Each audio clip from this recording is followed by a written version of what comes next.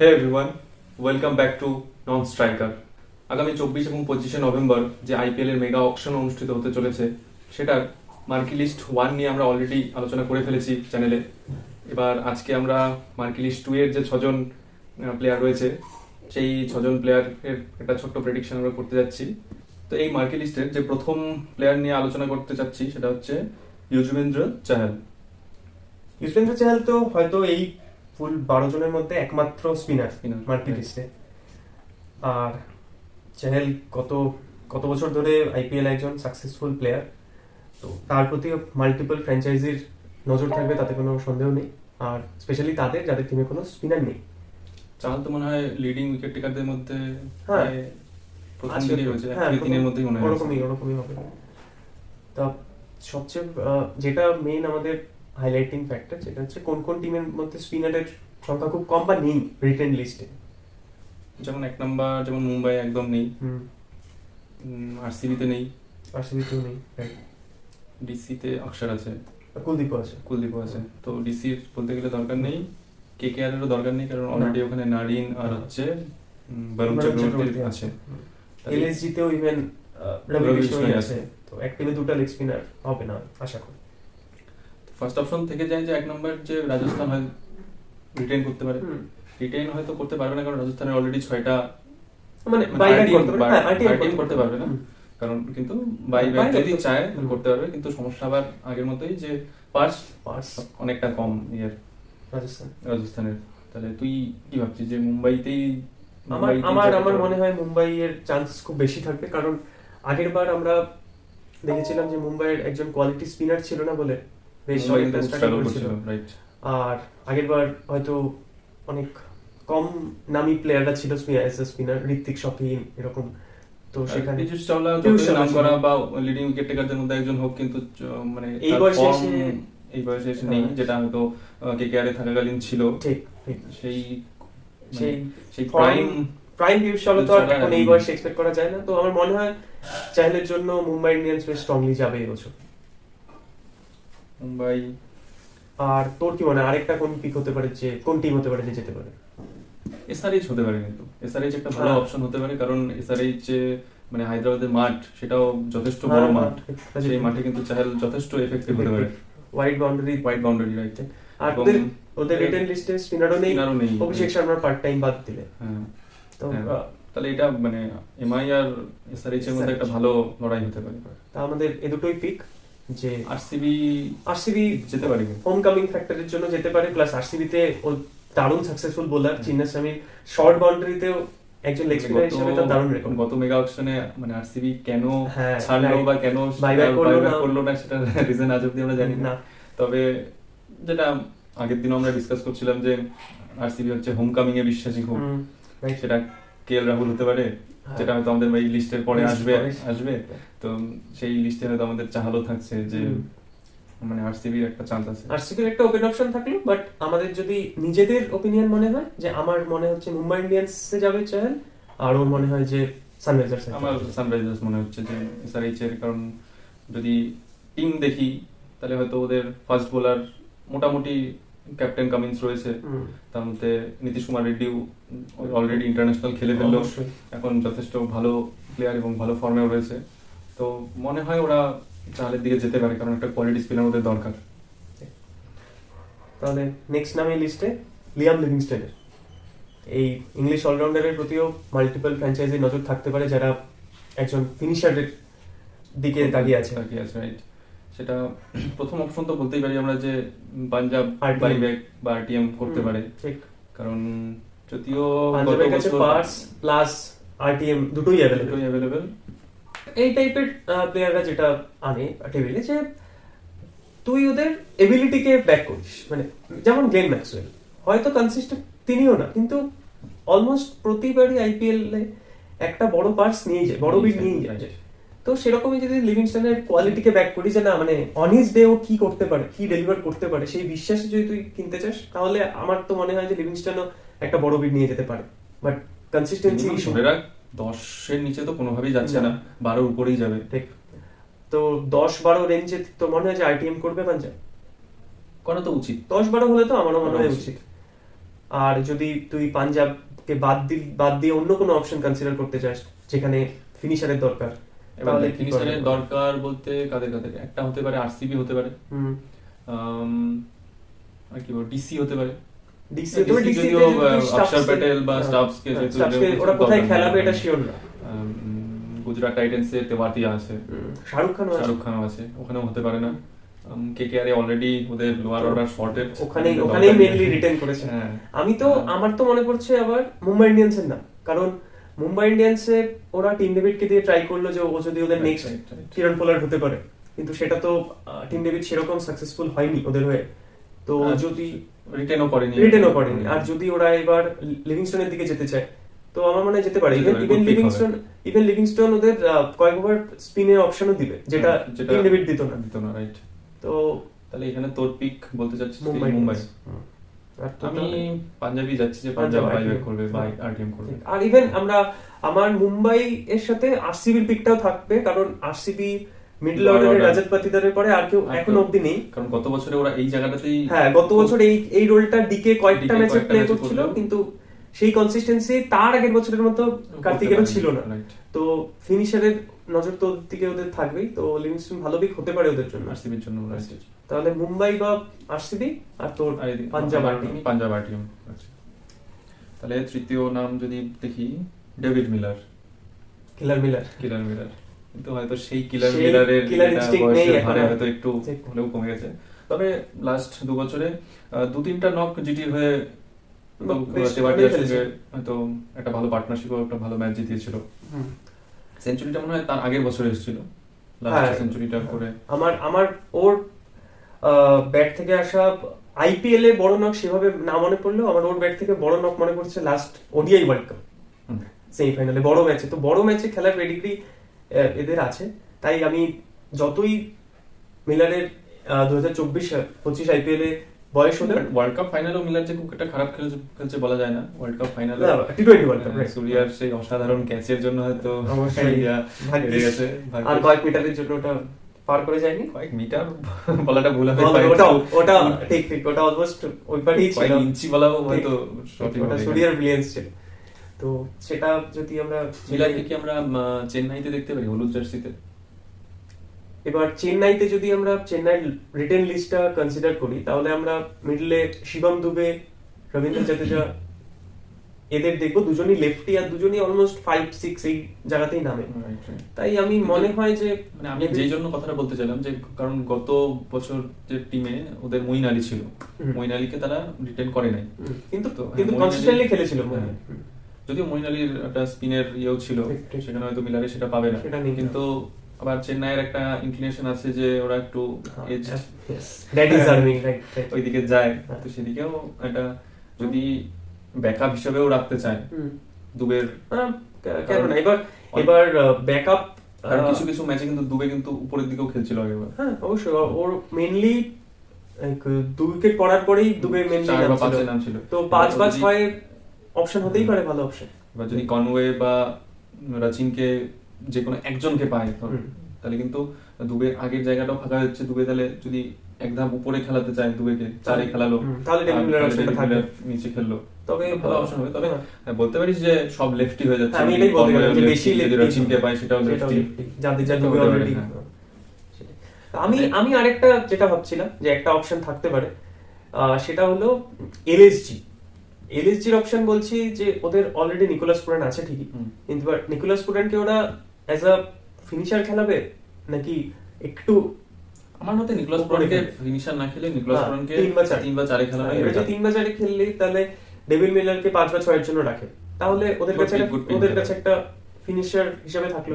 আর মিলারের fielding ability নিয়ে তো এই বয়সেও কোনো কোশ্চেন নেই, এখনো সুপার ফিট, এখনো দারুণ ক্যাচার একজন। আরেকটাও ডিনাই করা যায় না যে আরসিবি সেই ফিনিশারের দরকার, ওরা কোনো মানে অনেক দিন থেকে ফিনিশারের ইয়েতে খোঁজে। আর যদি আর যেহেতু এখানে দুটো অপশন দেখছি আমরা, লিয়ামকেও পাচ্ছি আবার মিলারকেও পাচ্ছি, ওরা একজনকে না পায় তাহলে আরেকজনকে ওরা টানতে পারে, এটা একটা চেষ্টা করতে হবে। তাহলে তোর পিক হচ্ছে তাহলে কে মিলারের জন্য? মিলারের জন্য আমি যেতে চাই আরসিবি। আমি বলছি এলএসজি, একটাই যদি রাখতে হয় তাহলে এলএসজি। ঠিক আছে। তাহলে এরপরে আমাদের নেক্সট পিক যা তিনটা নাম বাকি থাকলো, তিনজনই আমাদের ইন্ডিয়ান স্টার। তার মধ্যে নেক্সট যে আসতে চলেছে সে হয়তো এই সেটের মধ্যে সবচেয়ে বেশি দাম নিয়ে যেতে পারে, সেটা হলো KL রাহুল। রাহুল। তারপর রাহুল কি মনে হয়? আমার তো কেন জানি মন বলছে যে আবার হোম কামিং হতে চলেছে আরসিবি। চান্স তো আছে, শুধুমাত্র কারণ আরসিবি পার্সও যথেষ্ট, 83 সেকেন্ড হাইয়েস্ট পার্স। হ্যাঁ, যদি ওরা টার্গেট করে তাহলে পেতে অসুবিধা হবে না, এরকম ব্যাপার। কারণ যদি তোমার মনে হয় যে KL রাহুল ভ্যালু আনতে পারে টিমে, তাহলে যাও, তোমার কাছে পার্স। যদিও আবার এটা মানে যদি অন্যভাবে ভাবি, যদি আরসিবির দিক থেকে ভাবি যে যদি KL রাহুলকে ওরা কেনে, তাহলে উইকেট কিপারের সমস্যা না হয় মিটে যাবে। কিন্তু ব্যাপারটা হচ্ছে যদি ওরা KL রাহুলকে ওপেন করায়, তাহলে ওপেনে KL রাহুল আর বিরাট কোহলি কেউ একজনই যদি স্লো স্টার্ট করে এবং তাহলে শেষের দিকে গিয়ে ইয়ে করতে চায়, তাহলে কিন্তু বেশিরভাগ ম্যাচে ওই হাই স্কোরিং, তার মধ্যে ওদের হোম গ্রাউন্ড চিহ্ন, হ্যাঁ, ওই সেখানে হাই স্কোরিং ম্যাচ হবেই হবে এবং স্লো স্টার্ট ওখানে একদমই। তবে আরেকটা দিক যেটা KL রাহুলের গেমে আছে, যদিও KL রাহুলের পোটেনশিয়াল অ্যাটাকিং গেম এই নিয়ে আমরা অনেক ডিসকাস করছি যে ও কি করতে পারে। ইভেন ওর 14 বলে 50 আছে IPL এ, তো সেটাও মানে লাস্ট 2 বছরের মধ্যেই আসা না কি না, ওটা পুরো আগে বোধহয়, সেটা বোধহয় কয়েক বছর আগে বোধহয় পাঞ্জাবের সাথে ছিল। পাঞ্জাবের সাথে ছিল। হ্যাঁ, তো KL রাহুলের পোটেনশিয়াল নিয়ে কারোর কোনো ডাউট নেই, কিন্তু ইস্যু হলো আমার যেটা মনে হয় যে KL রাহুল সেই ফ্রি মাইন্ডে খেলে। ও সবসময় মানে প্রেসার যে আমাকে IPL এ পারফর্ম করে ইন্ডিয়ান টিমে নিজের জায়গা সিল করতে হবে। তো সেই মাইন্ডসেটটা চেঞ্জ করে যদি অ্যাটলিস্ট যখন IPL চলছে সেখানে ফ্র্যাঞ্চাইজ ক্রিকেটে মেইন কনসেন্ট্রেশন রেখে যে ফ্র্যাঞ্চাইজকে কিভাবে জেতানো যাবে, কারণ আর এখন যদিও ইন্ডিয়ান টিমের কামব্যাকেরও কথা ভাবে, সেখানেও আমাদের ইন্ডিয়ান টিমও যেরকম খেলছে এখন, যে C the ball hit the বল, যে যদি টিমে রাহুলের ফেরা টাফ, এখন খুবই টাফ। আর রিসেন্ট আমার কনসার্ন হচ্ছে রাহুলের সঙ্গে রিসেন্ট যে ঘটনাগুলো ঘটছে লাস্ট কয়েক মাসে, সেটা কি আমাদের এই ইয়েতে ইমপ্যাক্ট করবে অপশনে, মানে প্রাইস হোক বা টিম হিসাবেই হোক। হ্যাঁ, এবার প্রাইজে আমি মানে এখানে একটু ট্রিকি, কারণ বেশিরভাগ টিমই চায় যে একজন নিজের টিমে একজন বড় ইন্ডিয়ান স্টারকে রাখতে।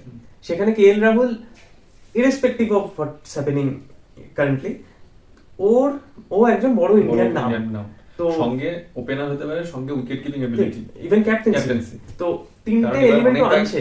অনেক কয়েকটা টিম আছে, 4 থেকে 5টা টিম আছে যাদের উইকেট কিপারও দরকার, ওপেনার দরকার এবং ক্যাপ্টেন দরকার। তো আর ইভেন ও যদি কিপিং নাও করে, একজন বেশ ভালো ফিল্ডার। আউটফিল্ডে কয়েকটা আমরা ব্রিলিয়ান্ট ক্যাচ দেখেছি ফ্লোর থেকে। তো আমি তো এই জন্য আমি মনে করি যে কলকাতা নাইট রাইডার্স KL রাহুলের জন্য যেতে পারে, কারণ হয়তো পার্স লিমিটেড KKR এর, কিন্তু KKR আমরা 2011-তে গৌতম গম্ভীরের জন্য অল আউট যেতে দেখেছি। ইভেন ওই সেম অপশনে আমরা ইউসুফ পাঠানের জন্য অনেক বিট করতে, ইভেন 9 কোটির ওপরে ছিল ইউসুফ পাঠানের ভ্যালু। মনীষ পান্ডের জন্য বড় ওকে ছিল, 2018-তে দীনেশ কার্তিক, 2022-এ শ্রেয়াস আইয়ার। তো বড় ইন্ডিয়ান প্লেয়ার পারচেজ KKR করে। তো আমি অবাক হব না যদি KL রাহুল এই স্লটে পড়ে। এবার এটা ঠিক যে লাস্ট ইয়ার KKR যেই ব্র্যান্ড অফ ক্রিকেট খেলছিল, সেটা KL রাহুলের সাথে প্রেজেন্ট ডেতে কতটা যায়, কতটা ম্যাচ করে, কিন্তু কারণ ওই ইন্টেনশনটাও টিমের মধ্যে থাকে। কারণ টিম ম্যানেজমেন্ট যেহেতু এখন ওই সিধা বল হিট দা বল এবং ওই গৌতম গম্ভীর টাইপ চলে গেছে, ওখানে এসে রাহুল কতটা অ্যাডজাস্ট করতে পারবে? কারণ রাহুল চাবে নিজের জায়গা পাকা করে আবার ন্যাশনাল টিমে ইয়ে করতে, তো ও একটা চান্স তো খুঁজবেই যে নিজের মানে ব্যক্তিগত দিকটাও ও দেখতে চাবে অবশ্যই IPL এ, কিন্তু সেটা হয়তো KKR এর পক্ষে খারাপ হয়ে যাবে যদি আমি KKR এর পার্সপেক্টিভ দিয়ে ভাবতে চাই। অবশ্যই, কারণ যেটা ইভেন সঞ্জীব গোয়েঙ্কাও বলেছিল যে আমরা এমন প্লেয়ারদের চাই যারা টিমের কথা আগে ভাবে, নিজের মাইলস্টোনে না ভেবে। তো সেটা লিস্টে নেই, তো সেটা KKR ও চাবে না যে সেটা হোক। ওর মেইন প্রায়োরিটি যাতে টিমকে কিভাবে জেতানো যায় সেটা হয়, আর আমিও সেটাই চাই যে KL রাহুল এমন একটা টিম পাক যেখানে ওর জন্য অ্যাটমসফিয়ারটাও বেটার হয়। আর সেখানে তুই তোর যেটা পিক বললি যে আরসিবি, আমি আরসিবিতে এই জন্য ওকে দেখলে খুশি হবো, কারণ বিরাট কোহলির মতো যে ওর সাথে অনেক বছরের ওর সাথে একটা ভালো সম্পর্ক, সেখানে ওর আন্ডারে থাকুক বা ও যেই কারোর আন্ডারে থাকুক, যেই ক্যাপ্টেন হোক। কারণ ইভেন বিরাট কোহলির ক্যাপ্টেন্সি নিয়েও এই বছর অলরেডি কথা হয়েছে যে এই বছর বিরাট কোহলি ক্যাপ্টেন হতে পারে কিনা। তো সেখানে যদি ফেরে তবে ওদের আন্ডারস্ট্যান্ডিং কোনো ওই আগের বারের মুম্বাইয়ের মতো হবে না, না, না, আশা ওদের করা যায়। ওদের র্যাপো খুব ভালো ওদের। যাই হয়ে যাক, আমার মনে হয় অন্তত KL Rahul is true gentleman. অবশ্যই অবশ্যই। তাহলে আর কেএল রাহুলের আরেকটা, যদি কেএল রাহুল আরেকটা টিম কেএল রাহুলকে টার্গেট করতে হবে, সেটা হচ্ছে ডিসি। হ্যাঁ, ডিসি আছে, কারণ রাইট। ডিসি যদি ধরুন বাটলারকে না পায়, এটা নিয়ে আমরা ইভেন আগের দিনের ভিডিওটাতে ডিসকাস করেছি মার্কি লিস্ট 1-এ, যে দিল্লি ক্যাপিটালস যদি জস বাটলারকে না পায় তাহলে ওরা অল্টারনেট হিসেবে কেএল রাহুলের দিকে যেতে পারে। কারণ ক্যাপ্টেন হিসেবে দিল্লিরও মানে পিক হয়তো শ্রেয়াস আইয়ারই হতে পারে, তবে কেএল রাহুল, কারণ কিপারও তো লাগবে অবশ্যই। কিপার আনলেস ওরা অভিষেক পোরেলকে কনসিস্টেন্ট কিপার হিসেবে দেখছে, তাহলে যেহেতু রিটেইন retain করেছে। হ্যাঁ। তো যদি ওরা ওকে, তবে অভিষেক পোরেলের কিন্তু লাস্ট ইয়ার আইপিএলটা খুব একটা খারাপ বলবো না, না, যথেষ্ট ভালো। কয়েকটা ইভেন ডেবিউ ম্যাচে লাস্ট ওভার কি 2 ওভার খেলে দারুণ খেলছিল। তো ইম্প্যাক্টফুল ইনিংস ছিল অনেক, যথেষ্ট, ওই জন্যই হয়তো রিটেনশনও পেয়েছে। তাহলে তোর ফাইনাল পিক, তাহলে মেইন পিক আরসিবি। আমার আরসিবি। আমি কেকেআর এর জন্য যাব, আমার মনে হয় কেকেআর যাবে ওর জন্য। বাট যেটা আমাদের দুজনেরই মনে হয় যে এটা যদি না হয় তাহলে ডিসি একটা অপশন। তাহলে শেষে বাকি থাকলো আমাদের দুই ইন্ডিয়ান ফাস্ট বোলার, মোহাম্মদ শামি এবং মোহাম্মদ সিরাজ। কাকে নিয়ে আলোচনা করতে চাই? দুজনকে নিয়েই করা যেতে পারে, কোনো অসুবিধা নেই। তো শামি শুরু করি, যেহেতু 1 বছর পরে প্রায় কামব্যাক করলো। কামব্যাকেও 2 ইনিংস মিলে টোটাল 7 উইকেট নিয়েছে এবং একটা 37 রানের গুরুত্বপূর্ণ ইনিংস খেলছে সেকেন্ড ইনিংসে, যখন বাংলার খুব দরকার ছিল। বাংলা ম্যাচটা বেশ ক্লোজ জিতলো, মানে 11 রানে জাস্ট 11 রানে জিতছে। আমি এবং শামির বোলিংটাও আমি ক্লোজলি ফলো করলাম, এবং 1 বছর পরে ফিরে এসেও সেই আগের লাইন লেন্থ সবই এখনো সেই ডেডলি ভাবটা এখনো আছে। অনেকে তো ইভেন বলছে যে বর্ডার গাভাস্কারে ফার্স্ট টেস্টে আলো সেকেন্ড টেস্টে চলে আসবে বা থার্ড টেস্টে চলে আসবে, আশা করা যায়। কারণ যেভাবে ওর ফিটনেস দেখা গেল, প্রায় 2 ইনিংস মিলে প্রায় 30 ওভারের মতো বল করলো, আর এখানে আরেকটু সময় পাবে ওর। আর যতদূর শোনা গেল যে ও বাংলার হয়ে সৈয়দ মুস্তাক আলীতেও নামতে চলেছে। তো যদি আমরা আইপিএল এর কথায় আসি, তাহলে শামির জন্য মনে হয় যে অনেক ফ্র্যাঞ্চাইজি ইন্টারেস্টেড থাকবে। কারণ 1 নাম্বার কথা যে কেনা হয়তো এখন হবে, কিন্তু টুর্নামেন্ট তো 4 মাস পরে হবে। তো এখন হয়তো আমরা শামিকে ফিট দেখছি, কিন্তু এখনের হিসাবে কি অনেক ফ্র্যাঞ্চাইজিরা রিস্ক নিতে রাজি হবে যে 4 মাস পরে যদি ফিটনেস ইস্যু হয় তখন তো আমার পাস তো কমে গেল? আশা করি ফিটনেস ইস্যু হওয়ার কথা না, কারণ যেহেতু প্রায় 1 বছর সময় পরেও ফিরে আসবে, যদি কোনো টিমের উইশ লিস্টে থাকে তাহলে সে পিক করবেই অবশ্যই শামিকে। তো আমার প্রথম মনে হয় যে জিটি হয়তো ব্যাক করতে পারে, কারণ জিটির আরটিএম বাইব্যাক করতে পারে, কারণ জিটির হয়ে যথেষ্ট ভালো পারফর্ম করেছে লাস্ট 3 বছরে শামি। বিশেষ করে লাস্টের আগের বছর তো পুরো জিটির বোলিং লাইনআপই দারুণ পারফর্ম, মানে শামি, মোহিত শর্মা। ভুল বললাম, কারণ গত আইপিএল তো শামি মনে হয় খেলেনি, 2024 এর আইপিএল এ খেলেনি। হ্যাঁ, তো 2023 এর আইপিএল যেবার ফাইনাল অবধি গেল। তো হ্যাঁ, আমারও জিটি একটা পিক। আমি আরেকজন আউটসাইড চান্স দিতে পারি কেকেআর কে। এটার কারণ আমার মনে হয় যে ভরতরুণের আন্ডারে কিন্তু এই আমাদের যে ফাস্ট বোলিং লট, তারা গোটা গ্রুপটা ঈশান্ত শর্মা, শামি, সিরাজ, বুমরা, এরা সবাই মেইন রাইসটা ভরতরুণের আন্ডারে। আমাদের দেশের বোলিং কোচ ছিলেন তখন রবি শাস্ত্রীর কোচিং এর। প্রথম দিকে উমেশ যাদব ছিল এই লিস্টে। তো ইভেন লাস্ট 2022 এর মেগা অকশনের সময়ও কেকেআর মোহাম্মদ শামির দিকে গেছিল, কিন্তু সেটা শেষে গুজরাট টাইটান্স সেই বিডে জিতে যায়। এবারও সেটা হতে পারে যে কেকেআর কে আমরা দেখতে পারি যে ভরতরুণ এখনো তাদের বোলিং কোচ, তো সেই হিসাবে আমরা দেখতে পারি যে ভরতরুণ তার ওয়ান অফ প্রিয় বোলার যে শামির দিকে যাচ্ছে। কারণ আমরা এটা প্রথমে হয়তো দেখতে পারি, কারণ প্রথম মার্কি লিস্টে যদি আমরা দেখি যে কেকেআর কোনো বড় নাম মানে বাটলার হোক বা ইয়েকে কিনছে না, তাহলে হয়তো আমরা শিওর হয়ে যেতে পারি যে বোলারদের মধ্যে যদি কাউকে তুলতে হবে। কারণ যদি বোলিং ইউনিটটা পুরোটাই, কারণ হর্ষিত রানা অলরেডি আছে কেকেআর এবং বোলিং ইউনিটটা যদি টোটাল ইন্ডিয়ান ইউনিট করতে চায়, তাহলে একদিক থেকে সুবিধা যে উপরের দিকে, আমরা আগের ভিডিওতেও বলেছিলাম যে উপরের দিকে তাহলে হচ্ছে অন্য বিদেশি ব্যাটসম্যান বা অলরাউন্ডার খেলাতে পারবে যদি বোলিং ইউনিটটা পুরোপুরি ইন্ডিয়ান ইউনিট হয়। কারণ অলরেডি হর্ষিত রানা আছে, বরুণ চক্রবর্তী রয়েছে, সঙ্গে যদি শামি অ্যাড হয় তাহলে পুরোটাই বোলিং ইউনিটটা মোটামুটি। আর ইন্ডিয়ান বোলিং ইউনিট দিয়ে যে একটা স্ট্রং পারফরমেন্স রাখা যায়, এটা আমার মাথায় যে এক্সাম্পলটা আসলো সেটা হলো সেই 2016 থেকে 18 সানরাইজার্স হায়দ্রাবাদ। সেই ভুবনেশ্বর কুমার, সিদ্ধার্থ কল, সন্দীপ শর্মা, নটরাজন তো ওই সময় আসেনি, পরে আসছে। এই সময় এরা 3জন ছিল। মেইন, আর সঙ্গে রাশিদ খান। রাশিদ খান। তো রাশিদ খান ইন্ডিয়ান না, বাট পেস এটাকে বলছি। তো ইন্ডিয়ান অ্যাটাক দিয়ে যথেষ্ট ইম্প্যাক্ট রাখা যায়, যে আমাদের এরকম ধারণা যে একটা অ্যাটলিস্ট পেস বোলার বিদেশি লাগবে, কিন্তু সেরকম যে সেটা রাখতেই হবে এমন কোনো তো ব্যাপার নেই। তাহলে স্বামী তোর পিক কে কে? আমার পিক কে? আমার জিটি বাইব্যাক করবে বা টিএম করবে। তাহলে বাকি থাকলো লাস্ট নাম আমাদের লিস্টে সিরাজ। বল কোন? আমি ফার্স্ট কথা যে আমি একটু হলেও অবাক যে সিরাজকে কেন রিটেন করলো না। এবার রিটেন করেনি দেখে আমার মনে হয় যে আরসিবি ওর সাথে আর যেতে চাচ্ছে না।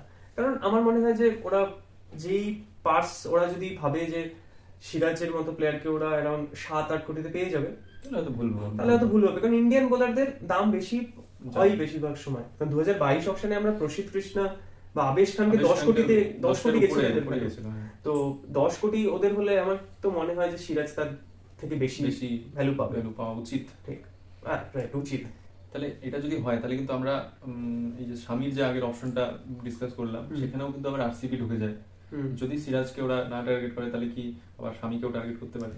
হ্যাঁ, অবশ্যই। কারণ যদি ওরা সিরাজকে মনে হয় যে না, সিরাজ আমাদের এনাফ ভ্যালু প্রোভাইড করছে না, তাহলে তারা অল্টারনেট অপশন তো দেখবে। তারা স্বামীকে দেখতে পারে, তারা even প্রসিদ্ধ কৃষ্ণাকে দেখতে পারে, আবেশ খান, অনেক অপশন আছে, বাট সেগুলো মার্কেট লিস্টে পড়ছে না। কিন্তু এই অপশনগুলো তো থাকলোই।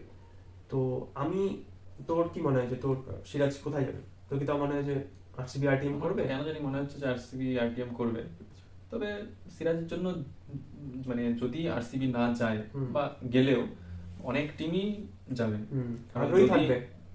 এবং সেম রিজনের জন্য আমি এটাও বলতে পারি যে যদি জিটি স্বামীর জন্য না যায় তাহলে হয়তো সিরাজের জন্য যে আগে আসবে। ওটাই ব্যাপারে। তো পরপর আমরা যে অর্ডারে বলছি সেই অর্ডারে তো অপশন হচ্ছে না, তো পিক করবে যেটা যেই বেল আগে আসবে। সেখানে সিরাজ দিল্লি কি ট্রাই করতে পারে? দিল্লিতে তো পেস বোলার তো কেউ রিটেন করেনি, অক্ষর আর কুলদীপ। হ্যাঁ, যেতে পারে। আমার আবার মনে হয় যে সিরাজকে হায়দ্রাবাদ যেতে পারে, যদি ওরা ভুবনেশ্বর কুমার থেকে মুভ অন করতে চায়। হ্যাঁ, কারণ প্লাস হায়দ্রাবাদ কিন্তু ওর লোকাল সিটি। হ্যাঁ, তো ওই লোকাল ফ্যাক্টরও একটা হায়দ্রাবাদের সাথে পড়ে। ইভেন হায়দ্রাবাদেও খেলছেও, হায়দ্রাবাদ থেকেও কেরিয়ার শুরু করেছে সিরাজ। আরসিবির আগেও হায়দ্রাবাদ এসআরএইচই ছিল। আচ্ছা, এটা আমি শিওর বলতে পারছি না। আচ্ছা, কিন্তু আমার যা মনে পড়ছে যে সিরাজ প্রথমে সানরাইজার্সই ছিল। তো আর সানরাইজার্সে কিন্তু কামিন্স আর যদি নীতিশ রেড্ডির পার্ট টাইম বোলিং বাদ দিই, তাহলে আর কোনো বোলার নেই। তো ইন্ডিয়ান বোলার হিসেবে সেখানে সিরাজ ভালো একটা অপশন হতে পারে ওদের জন্য। তো আমার পিক ওখানে সানরাইজার্স। তাহলে আমরা চেন্নাই আর মুম্বাইয়ের দিকে কোনো বোলারকে যেতে দেখছি না। আমি শুধু ইউজবেন্দ্র চাহলকে দেখছি ফাস্ট বোলার। আমার মনে হচ্ছে না যে অ্যাটলিস্ট স্বামী বা সিরাজের মতো কাউকে মুম্বাই বা চেন্নাই টার্গেট করবে। তাহলে মার্কেট লিস্টের মধ্যে তো তাহলে এই কটাই নাম ছিল। আগের ভিডিওতে 6 জন, এই ভিডিওতে 6 জন, তো টোটাল 12 জনই মার্কেট লিস্টে আমরা দেখতে পাবো আগামী 24 তারিখ দুপুর 3টে থেকে। আমরা যা প্রেডিক্ট করলাম হয়তো কি হবে জানি না, কারণ এটাই প্রেডিকশন, সবাই এখন প্রেডিক্ট করছে। আমরাও চেষ্টা করলাম এটা প্রেডিক্ট করার, কতটা মিলবে কে জানবে সেটা সেই দিনই বোঝা যাবে। তো চলো শেষ করি তাহলে আজকে ভিডিওটা এখানেই। দেখা হচ্ছে নেক্সট ভিডিওতে।